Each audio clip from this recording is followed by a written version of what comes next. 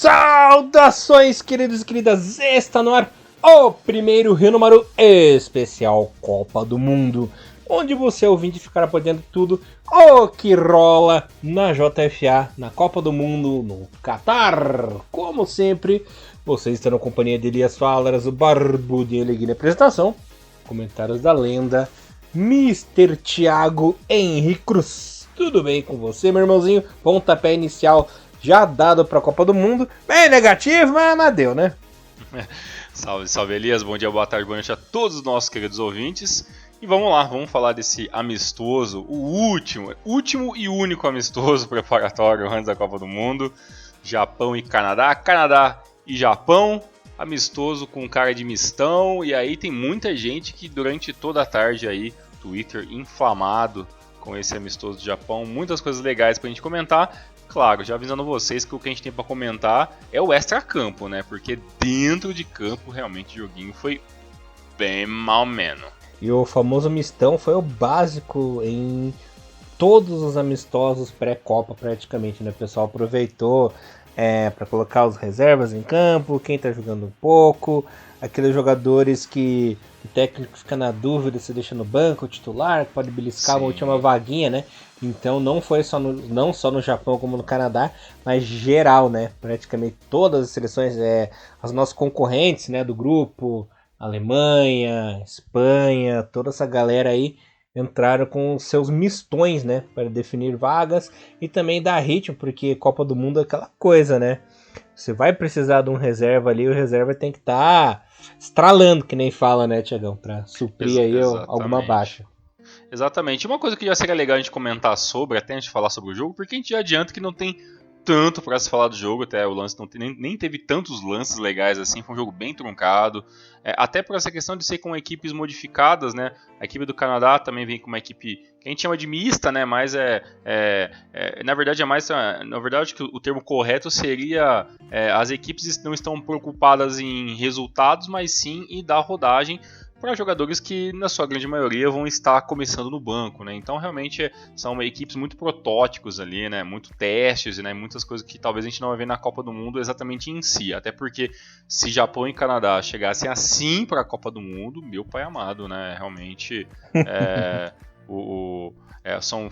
realmente foi um jogo muito abaixo do esperado. Mas, Elias, uma coisa que eu achei interessante a gente comentar é que eu estava até conversando com um amigo um pouco mais cedo, e ele tava falando assim que ele não entende muito essa questão de, poxa, por que tem que ter amistosos antes de uma início de uma Copa do Mundo? Como é perigoso isso? Não é tão bom, né? É meio complicado, vai que o jogador machuca, vai que uma coisa não dá certo. E realmente porque os resultados são meio que adversos, né? Você vê, poxa, você vê aí uma Alemanha sofrendo para vencer o Oman, né? Você vê outras seleções que jogaram, né, entre ontem e hoje, e os resultados não foram assim nada muito expressivos, ou até realmente alguns até ruins, como você fala, poxa, a Alemanha ou 1-0, né? Por exemplo, o México perdeu para a Suécia por 2-1. Você vê alguns resultados e você fala, poxa, né? Meio nem sempre talvez seja excelente jogar uma partida preparatória antes de uma Copa do Mundo, até porque o resultado pode abalar muito o emocional, né, e abalar muito a confiança dos torcedores na equipe, né? E eu tava tentando meio que entender, assim, sabe? Porque pra mim é sempre ótimo você fazer amistosos antes, né? Esses amistosos preparatórios pra mim são muito importantes, principalmente pela essa questão da rodagem de jogadores, né? Você é mais o time a favor ou mais o time contra dessa parada de você ter amistosos antes da Copa do Mundo? Essa é a minha primeira pergunta e eu já tenho outra pra encaixar logo na sequência. Tá, respondendo a primeira, eu sou super a favor, porque é mais perigoso no treino de você se machucar do que num jogo amistoso, porque o treino é rachão, é disputa de vaga, é análise tática, é aquela coisa mais limitada, assim, mais intensa, né? Então, tanto que a França perdeu jogadores aí importantes em treino, né, para essa Copa do Mundo aí e tal. O Japão em 2006 também já perdeu jogador em treino, né? Teve a lesão do Tanaka e tudo mais. Então eu sou mais a favor de ter esses amistosos que, apesar de serem preparatórios, você pode micelar o time, coloca aquele reserva, dá uma última análise, tal, dá ritmo de jogo pra galera. E é mais tranquilo do que você ficar só treinando na intensidade. Inclusive, Acho que o preparo físico vem menos desgastado do que ficar só treinando, cara. É a minha opinião, eu acho menos perigoso. Sim, muito perigoso. Desliga o Melhor consumismo ter. aí, rapaz. Eu deixei sem querer aqui, o Shop já está me notificando. Esse podcast não é para todos, mas poderia ser, né? Aqui no meu celular. Eu concordo com você, eu também sou muito a favor disso. E outra coisa, Elias, essa questão do mistão, né? Porque nas conversas que eu tive durante o dia após o jogo e tal, até durante o jogo, porque o jogo teve ali poucos momentos realmente de muita emoção, eu vi muita gente conversando e também chegou até mim a seguinte frase, né? Que, mas se é uma equipe que foi selecionada, no caso os 26 selecionáveis, o Japão estava com um a menos, né, o Mitoma ainda não participou do jogo porque não está ainda integrado no elenco, está, né, em viagem, né, devido a um problema de saúde que ele teve, questão de febre, mas o Japão teoricamente está com seus 26 e são os seus jogadores que vão disputar a Copa do Mundo. E aí tipo, algumas pessoas falam assim, poxa, eu não entendo como que pode ter mistão dentro de uma seleção que foi convocada para a Copa do Mundo, né? E o meu argumento foi que, na minha opinião, não sei se você concorda, o futebol hoje internacional, as seleções, né, principalmente, estão tão, na sua grande parte, enfraquecidas em alguns setores, ou com elencos às vezes tão abaixo do que foram em outras gerações, que hoje você realmente tem seleções muito mais fracas, né? Então você vê hoje uma seleção hoje que deve ter no máximo ali os seus, vamos chutar alto aqui, seus 15 jogadores a um nível excelente para ser titulares, e o restante é literalmente composição, né, banco para composição em algum momento específico do jogo. Não quer dizer que todos estejam realmente num nível muito parecido, né? E até o que eu estava pensando sozinho, não sei nem se é tão legal falar isso, mas darei minha opinião, mas eu acho que talvez eu me arrependa de falar isso, mas em outros tempos, né, eu imagino que o Japão B fosse extremamente capaz de vencer do Canadá A. Né? Você consegue entender o que eu quero dizer? E hoje a gente vê duas equipes que jogaram com a equipe alternativa, com jogadores que obviamente são banco nessas seleções em situações plenas de perfeição de todos os jogadores disponíveis. E eu vi assim alguma galera falando que não entende muito isso, que não existe mistão em seleção convocada para a Copa do Mundo. Em minha opinião, existe sim mistão, porque não dá para contar com esses 26 jogadores achando que todos vão resolver alguma coisa. Na minha opinião, queria saber a sua. Concordo, Tiagão. O futebol, ele já, aquela velha história, né? Ele já não restringe mais aos 11, né? Então é importante você fazer esses testes, chamar o pessoal de misto, chamar um time misto, ali convocar e tudo mais, né, Tiagão? Mas também a gente já vê uma diferença técnica para esses jogadores, que nem você disse antigamente. 10 anos atrás, 11 anos atrás, o Japão B, ele conseguia bater de frente e até vencer uma seleção principal do Canadá, por exemplo, né?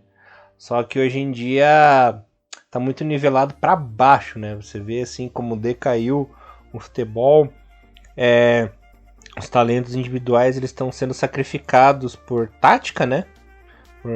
Por movimentos táticos e tudo mais. Inclusive, você vê um exemplo próprio no Japão, né? O Furuhashi não foi para a Copa, é um talento individual ótimo, matador, mas foi sacrificado pela tática, né? Por quê?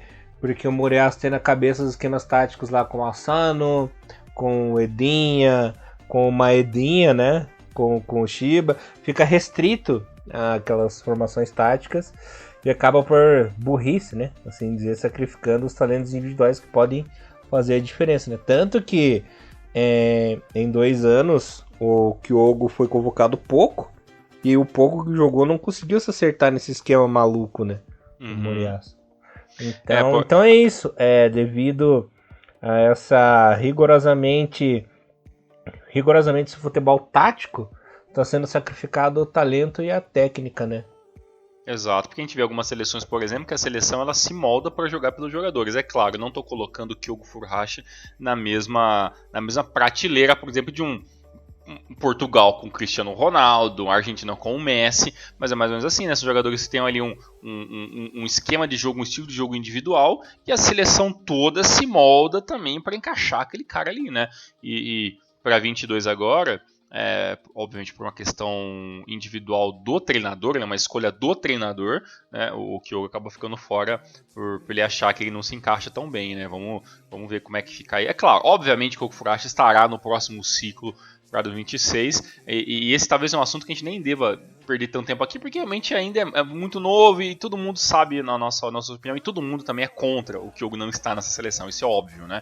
Mas não tem muito o que fazer, né? Até porque tão próximo da Copa do Mundo, tá todo mundo meio que se recuperando de algumas lesões, né? A gente até vai falar que talvez é o motivo pelo qual muita gente estranhou alguns nomes não estarem presentes no jogo de hoje, e a principal mesmo missão desse jogo treino, basicamente, né, assim como até o Bom Tempo intitulou ele, é um jogo onde o importante principalmente é testar e ninguém se machucar, né, porque de lesão a Copa do Catar 22 já teve demais, já, né? Tantos jogadores lesionados, tantos jogadores que perderam a Copa oficialmente, França, Senegal, né, o próprio Japão, né, outras, a Suíça também perdendo vários jogadores por causa de lesão. Então realmente muitos diziam, né, a Copa de Julho é complicado porque você chega no final do ano, no final da temporada europeia, todo mundo estourado e aí o cara tá lesionado.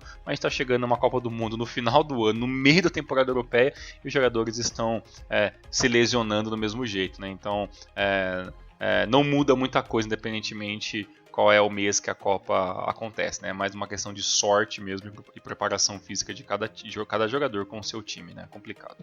É o verdadeiro não ter o que fazer, né?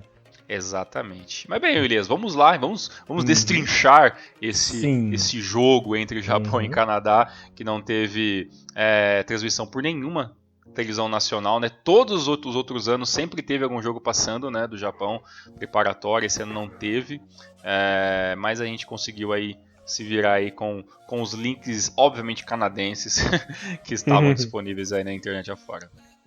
Patrocínio do Wayne Gretzky, né? Exatamente. Eu gostei muito do narrador do canadense e tal, que com requinte de crueldade cantou até ó Canadá em um dos gols, foi muito engraçado de ver. Só faltou ficar peidando igual no South Park, né? Exatamente, só faltou esse detalhe. Só porque pra mim muito durante um tempo o exemplo de canadense era South Park pra mim. Exato.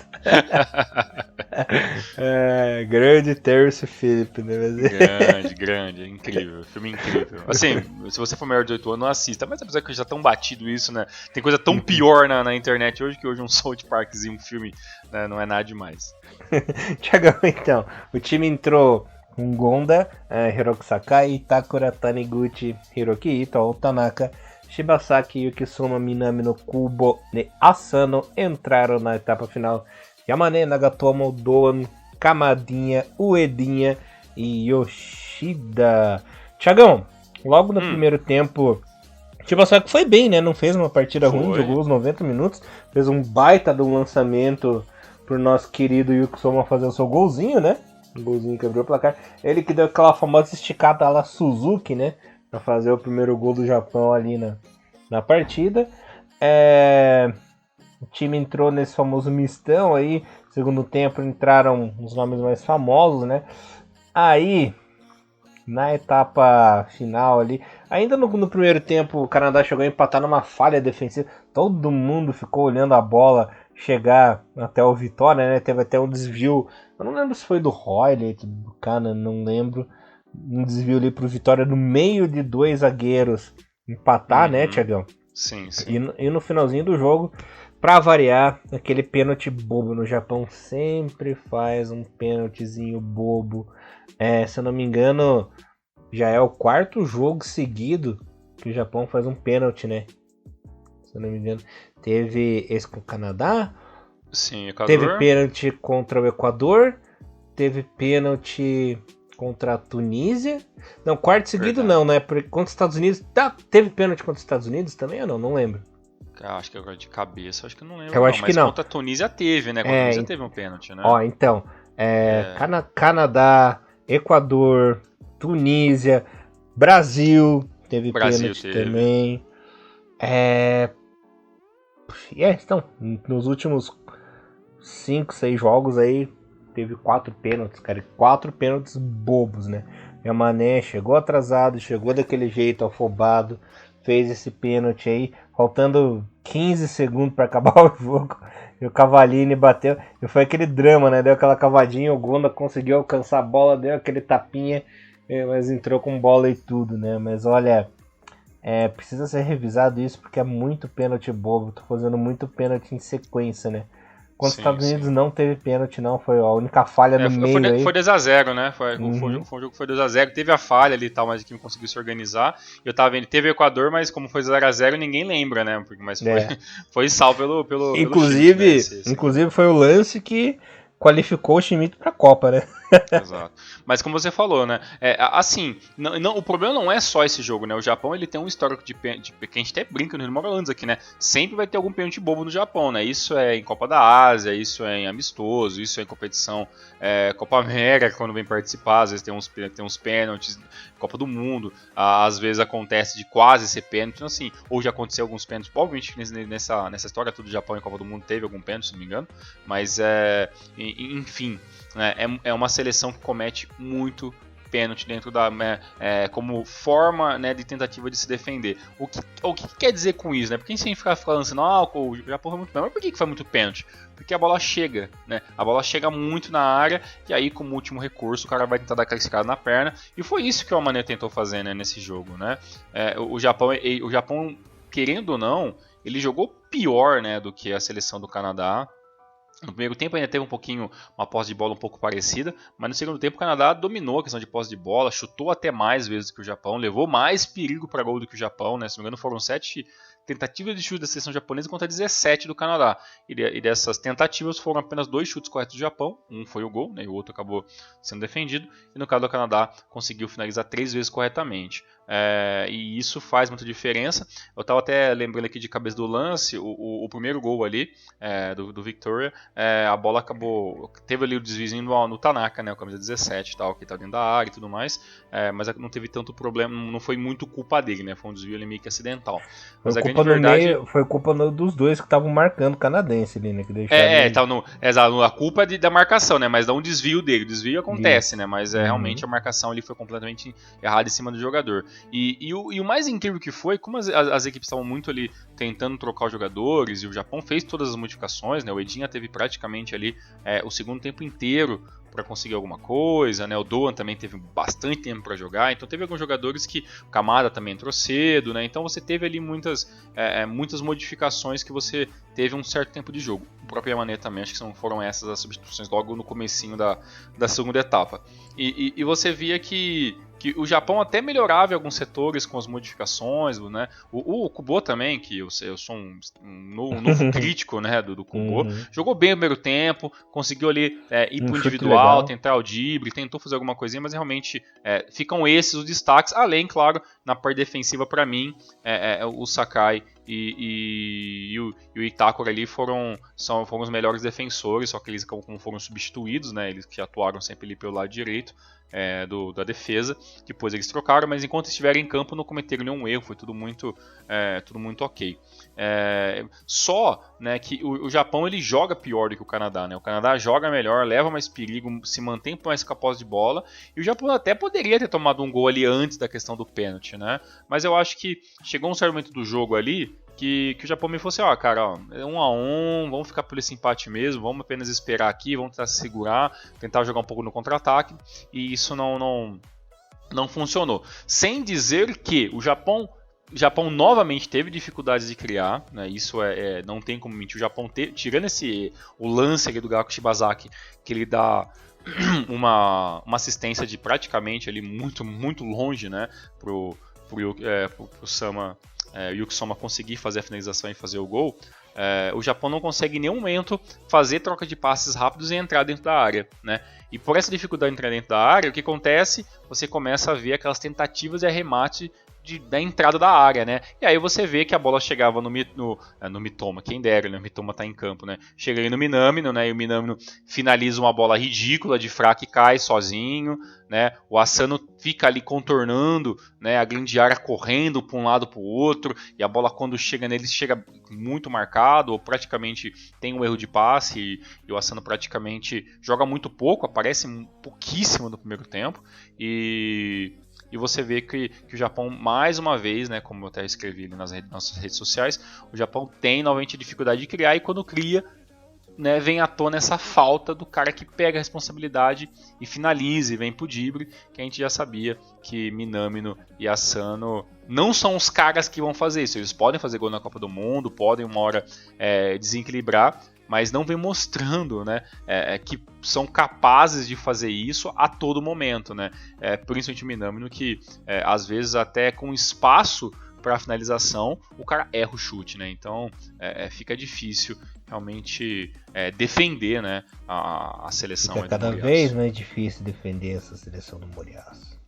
Exato, até para quem escuta os drops aí, o Elias fez alguns drops essa semana, né? Um deles falando sobre as escolhas, né, que a gente chama de a panelinha do Moriaço, né? E então para você que está escutando o Hinomaru pelo YouTube, corre lá, e lembrando vocês que a gente sempre tem os podcasts drops que ficam apenas nas plataformas de áudio e agregadores de podcast. E Elias, acho que esse 2-1, por mais que estava escrito talvez que o Japão poderia perder esse jogo, eu não posso nem dizer que foi uma resultado tão ruim, porque quando eu falo que eu penso que foi um misto, né, umas equipes testando jogadores, eu fico mais em paz. Mas quando eu vejo, mas ao mesmo tempo quando eu penso, poxa, era um misto do Canadá e o Minamino e o Asano não fizeram nada, então como esperar que esses caras não fazem nada contra uma equipe B do Canadá? Como que esses caras vão fazer alguma coisa contra a Alemanha, né? Então assim, a probabilidade ela vai meio que caindo, e mais uma vez, né, a gente chega numa Copa do Mundo onde a moral da seleção japonesa com os torcedores ela é uma onda, né, cara, mega oscilante, momentos de pico baixíssimos e às vezes razoavelmente altos, e a gente chega para uma Copa do Mundo, na minha opinião, com a moral da equipe e do treinador da seleção, assim, como mais uma vez o Bom Tempo escreveu no blog dele, na matéria de hoje, a pior possível, né? Então, o que esperar, Elias? Eu acho que é isso que todo mundo que escuta esse número tá se perguntando. O que esperar desse Japão contra a seleção da Alemanha na próxima semana na Estrada Copa, Elias? Bom, se serve do consolo, o Miss da Alemanha também não foi grande coisa. É verdade. Se os dois jogarem com o Miss, vai dar 0-0. No caso, a Alemanha ganhou de 1-0 de Oman, né? E hoje teve um amistoso entre Espanha e Jordânia. A seleção da Espanha ganhou por 3-1. E teria o amistoso entre Iraque e Costa Rica. No entanto, o amistoso foi cancelado. E até já matando esse assunto, Elias, por que alguns jogadores foram poupados, né? O Tomiyasu foi poupado pela questão da lesão que ele tinha sofrido, né? Uma microlesão. Então, obviamente, por uma questão lógica, ele não jogou. O Ataru está passando por aquele protocolo de concussão, né? Então, o cara não joga ali para ficar um pouco mais em análise. O Morita teve um desconforto na panturrilha, então treinou um pouco mais leve e, obviamente, não jogou na partida de hoje. E o Mitoma, que sentiu febre, teve até a sua viagem para o Catar sendo atrasada, né? E durante a gravação desse podcast, eu vi aqui no Twitter que o Mitoma já foi visto já no Catar, já se dirigindo para se juntar na concentração junto com a seleção japonesa. Então esse é o motivo aí desses jogadores não terem jogado, né? Duvido que ele esteja mais elegante do que Daisen Maeda, né? O Catar chegou, o Maeda chegou todo pimposo lá no Catar. Figura. Então, Thiagão, sobre as expectativas, já não tinha, desde a época de Zaccheroni, né, não tinha um desânimo tão grande para uma estreia do Japão em Copa do Mundo. Agora que perdeu o amistoso, já deu aquela desanimada, um pouquinho mais de desanimada, né, Thiagão? E vamos ver, né? Vamos ver se consegue ajeitar a casinha até terça-feira. Mas é que houve aí muitos fatores que derrubaram o ânimo da galera, né? Primeiro foi a teimosia do Moriaço, em fazer essa convocação aí. Tudo que aconteceu nas eliminatórias, ele não aprendeu nada com o que aconteceu nas eliminatórias, né, Tiagão? Os amistosos da Kirin que foram um fracasso também. Tudo bem que venceu os Estados Unidos no amistoso, mas já contra o Equador deu aquela murchada. E agora perdeu pro Canadá.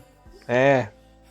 Agora o Canadá teve essa baixa aí também. Então o time tá em baixa, os ânimos estão em baixa, fica sempre aquela dúvida, né? Não era tipo o que aconteceu em 2010, por exemplo, com o Okada, que não era um desânimo, né? Era uma dúvida do que poderia acontecer. Ou no próprio 2018 com o Nishino, que era uma dúvida maior ainda, né? Que simplesmente o cara brotou do nada ali e vai saber o que poderia acontecer. Mas é muito parecido, praticamente idêntico com 2014, né? Que o time chega desanimado. Os jogadores não chegam desmotivados, né? Mas a torcida desmotivada, desanimada, a imprensa também desanimada.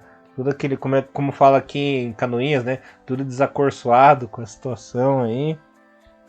Vamos ver. E a torcida, assim, a gente fala assim, só te interrompendo um minuto, a questão da torcida desanimada, tanto que, acho que foi na segunda, terça-feira, último dia 17 aí, perdão, do dia 15 ou dia 14, teve uma live no canal da JFA TV, e ali nessa live teve ali durante quase 2 horas, os jogadores ficaram fazendo uma entrevista, todos uniformizados, respondendo algumas perguntas, claro, mega, né, escolhidas, né, muito brandas as perguntas, né? Como que você se sente estar aqui? Como é que é a expectativa para a Copa do Mundo? Então, assim, perguntinhas muito água com açúcar e isso foi em live pelo YouTube e teve uma baixíssima adesão de pessoas assistindo isso ao vivo. Isso também não passou despercebido aí pra galera que cobra o futebol japonês. E isso já é um termômetro, sim, né? Que tem muita gente que tá. O próprio japonês está um pouco desanimado com isso também, né? Uhum. Claro, tem toda a razão. E assim, eu mesmo tava mais animado antes de sair a convocação, né? Saiu a convocação, pensei, pô, não acredito que ele teimou, fez isso, sabe? Teve uma segunda chance, continuou com a teimosia, né? Eu repito, o Moriaço, ele cometeu 2 grandes pecados.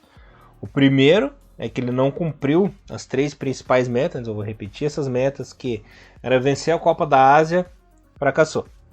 Era ser medalhista das Olimpíadas, fracassou. Era conseguir uma classificação tranquila, numa boa, sossegada para a Copa do Mundo, também fracassou. Foi aos trancos e barrancos, né? E o segundo maior pecado é essa teimosia, essa... É burrice, né? Burrice que...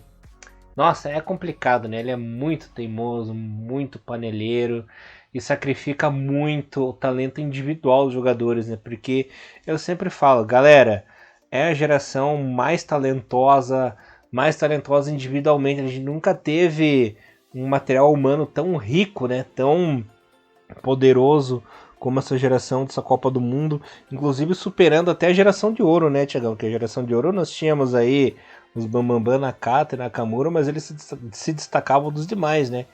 E aqui a gente tem estrelas em todas as posições, né? Então é um time muito forte, muito talentoso, tem recursos individuais ótimos, mas o que adianta, né? É como eu falo, não adianta você botar o Nakajima para pilotar a Mercedes, sabe? Sim, não. É a mesma coisa que funciona. Batem, né? É uma alusão com o técnico, né? Você coloca um carrão ali, um piloto Zé Bostola, não vai dar certo. Uma coisa que eu fico pensando, assim, eu particularmente, até entendo a sua visão, é que normalmente eu, Thiago, toda a Copa do Mundo, principalmente 2014, vamos citar 14, 18 e agora, né? São as que existiu o Hinomaru, né? Todas essas Copas eu acreditava muito no potencial dos jogadores e desconfiava um pouco da questão do treinador, né? Principalmente em 2018 pela questão do Nishino ter aceitado uma bomba de última hora, né? E Só que para 2022, para mim é um misto. Eu entendo que teve alguns momentos que eu até falei assim, agora o Moriyasu tá mostrando um negócio diferente aí, sabe, o Moriyasu durante todo esse ciclo dele, ele teve pequenos estralos ali de genialidade não, né, de competência, melhor dizendo, né, ou ele fez um negócio diferente, né? Um lampejo, ou ele fez uma troca e resolveu, ele mudou o esquema tático, a equipe saiu desse 4-5-1 bem monótono para um 4-3-3 bem ofensivo, de verdade, o 4-3-3 robusto, né, que pressionou o jogador. Então, assim, teve momentos que eu vi isso no Moriyasu.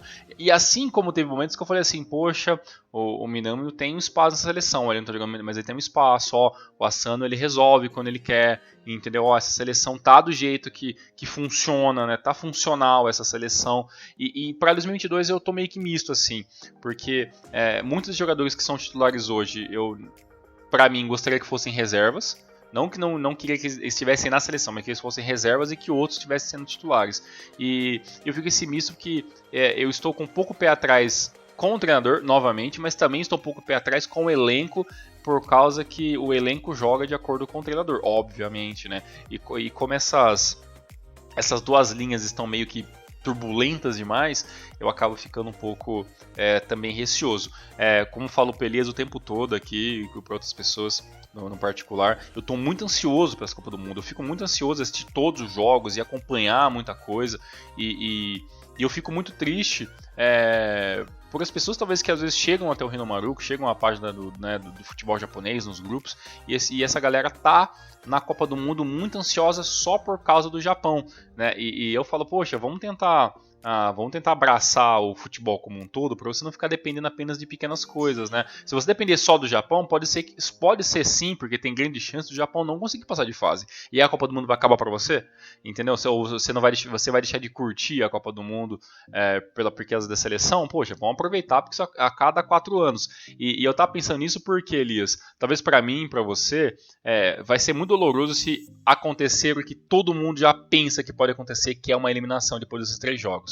No entanto, como a gente não. A gente cobre a seleção japonesa, mas a gente degusta do futebol japonês como um todo, então a gente sabe que depois volta a ter os campeonatos, volta a ter a J-League o ano que vem, né, volta a ter amistoso, tem Copa da Ásia e tudo mais. Então a gente consegue meio que se recuperar desse baque um pouco mais rápido, né? Então é isso que a gente tenta fazer sempre no Hinomaru, né? Tente, você que não está acostumado, que ainda ou não gosta, né, ou tem alguma coisa contra, a tentar assistir o futebol japonês como um todo, não dependa apenas da seleção, né? Porque às vezes pode acontecer de ter um ciclo onde tem um treinador que tem uma ideia extremamente fechada que não quer mudar, é o caso do Moriyasu, e às vezes você pode se desmotivar, ficar triste com a seleção e acabar não aproveitando a Copa, por exemplo, como um todo, o futebol como um todo. Então a gente está torcendo muito para a seleção japonesa, mas a gente bate o martelo e fala: curta o futebol japonês como um todo, né? Não fica apenas no micro, aprenda a gostar do máximo, né? Porque aí você vai se divertir independentemente o que acontecer depois desses 3 jogos, né? O Japão estreia na Copa do Mundo na próxima quarta-feira, né? Às 10 horas da manhã. Teve uma galera reclamando que às vezes estava mudando os horários do jogo, né? Mas o segundo jogo é às 7 horas da manhã, no domingo, né? No segundo jogo no dia 27 contra a Costa Rica, e o Japão finaliza a sua primeira fase na quinta-feira, dia 1º de dezembro, às 16 horas. Então a gente pode jogar às 10, às 7 e às 16 horas, tirando ali o segundo horário ali, que é um pouco ruim para todo mundo. Os demais, eu imagino que muita gente vai conseguir assistir, e claro, eu, Elias, Bom Tempo e toda a família do Hinomaru vai estar aí de olho. E é isso, né, Elias? Agora é literalmente contagem regressiva, e vamos esperar que esse amistoso tenha servido de alguma coisa, né, pro Moriyasu, e que a gente consiga ver uma seleção diferente nesse jogo de estreia contra a Alemanha na semana que vem. Como no primeiro Toy Story, né, quando o Woody pega a bolinha lá, que tem as frases, ele pergunta e aparece a frase: não conte com isso, né? Não conte com isso. Vai que, né? Mas o ideal é não conte com isso, mas vai que, né? Você olha bem, momento besterol do Hinomaru, já que eu falei da bolinha lá do Toy Story. Você lembra de um bichinho peludinho que existia que era tipo um guru, e você perguntava as coisas pra ele, apertava a barriga dele. Ele falava sim, não, talvez. Sim. Sim, eu lembro. Nunca vi pessoalmente, mas já vi matérias, né? Comercial de televisão, eu lembro disso aí sim. Nossa, tinha um, cara, eu lembro que ele falava não, ficava puto, tacava ele da escada. Como ousa falar não, né? É. Pamoreaço de apenas. Bichinho desgraçado. Então, esquema, meu amigo, você aperta a barriga dos seus gurus aí, se ele falar não, taque o da escada e quem sabe com vários sims forçados a gente consegue passar de fase nessa Copa do Mundo. Meu Deus do céu. Vamos torcer, né? Lembrando que domingão começa a Copa do Mundo com Catar e Equador. Vai ser um jogo bacana, galera. O pessoal tá falando, ai, que jogo bosta. Na estreia da Copa do Mundo vai ser um jogo legal, cara. O Equador tem um time legal e o Catar tem um time legal também. E o Qatar venceu o Japão no final da Copa da Ásia, né? Então. Com gol de bike e tudo, né? Com gol de bike e tudo. Então, galera, vamos curtir. Vai ser muito legal essa Copa do Mundo. Eu tô assim.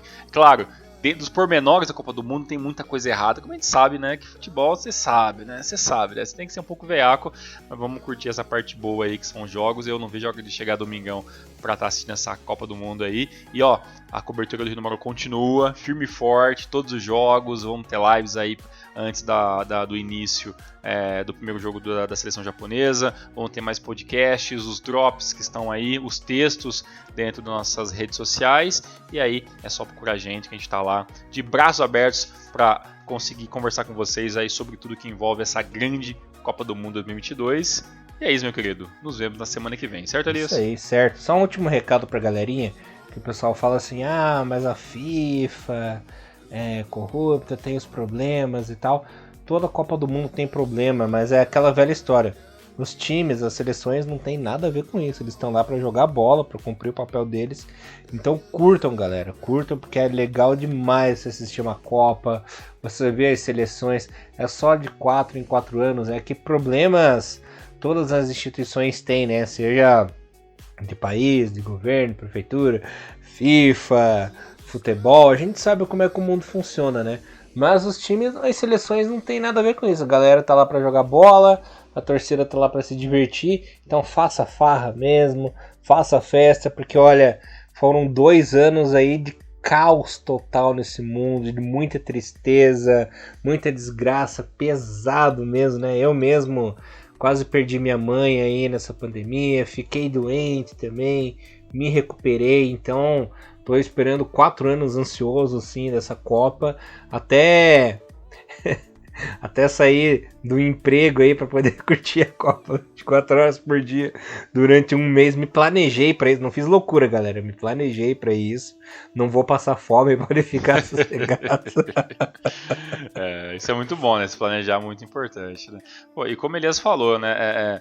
Copa é Copa, né? Claro, tem corrupção, tem coisa errada. Por isso que eu falo, se informem, né? Fiquem antenados, né? Se tiver alguma coisa errada, obviamente que deve ter, todo mundo sabe que deve ter muita coisa errada debaixo dos panos, e que as pessoas que sejam responsáveis por isso sejam pegas e paguem por qualquer um desses crimes, mas vamos tentar pelo menos aproveitar os jogos, né? Então, até fica uma última dica para vocês aí, tem um mini documentário na Netflix chamado, acho que é Corrupção na FIFA, Sujeira na FIFA, alguma coisa assim. Se você colocar FIFA na Netflix vai aparecer, é um documentário de 4 episódios falando exatamente sobre isso, a história da FIFA, todas as mutretas, as coisas erradas, né, os responsáveis e, né, dentro de todos esses esquemas dentro da federação, que é muito importante a gente saber ficar antenado, mas como, né, o Elias falou, e repito pela última vez, né, vamos ficar antenados, vamos ficar muito informados, mas claro, sem deixar de aproveitar ao máximo, que é a única coisa boa aqui, né, que o futebol nos entrega, que é